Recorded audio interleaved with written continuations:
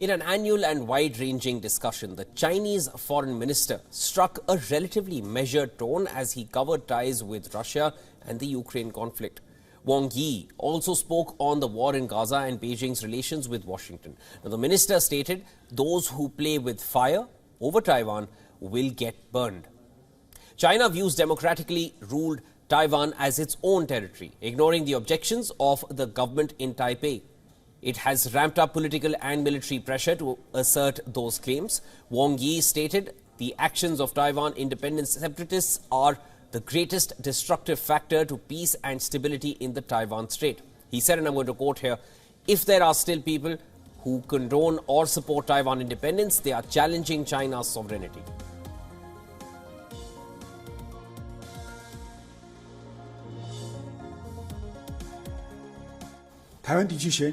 The elections in the Taiwan region are merely a local election within China, and the results in no way alter the fundamental fact that Taiwan is a part of China, nor do they change the historical trend of Taiwan's eventual reunification with the motherland. China and Russia declared a no-limits partnership in February 2022 when Putin visited Beijing. The trip came just days before the Russian president sent thousands of Russian troops into Ukraine, triggering the deadliest land war in Europe since World War II. Wang Yi insisted China has always maintained an objective and fair stance on the Ukraine conflict, emphasizing that Beijing continues to insist on promoting peace. He said, and again I quote him, "Everything we have done is aimed at one goal, paving the way and building bridges for ceasing hostilities and conducting peace talks." China's response to war in Ukraine, a balancing act sometimes referred to as pro-Russia neutrality, has so far been much closer to Russia than it was in 2014 when Crimea was annexed.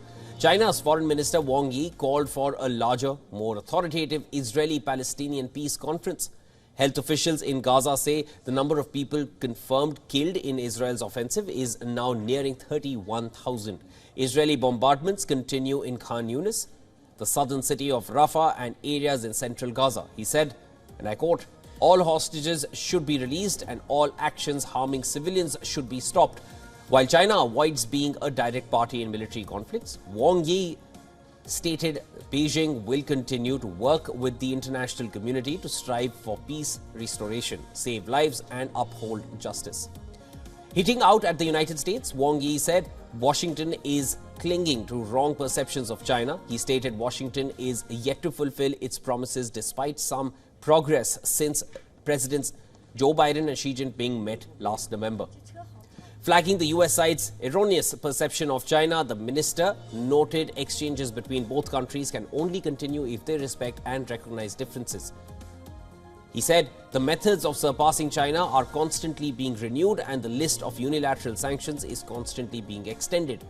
He added that the crimes the US wanted to add to the list of China had supposedly committed reached an unbelievable level.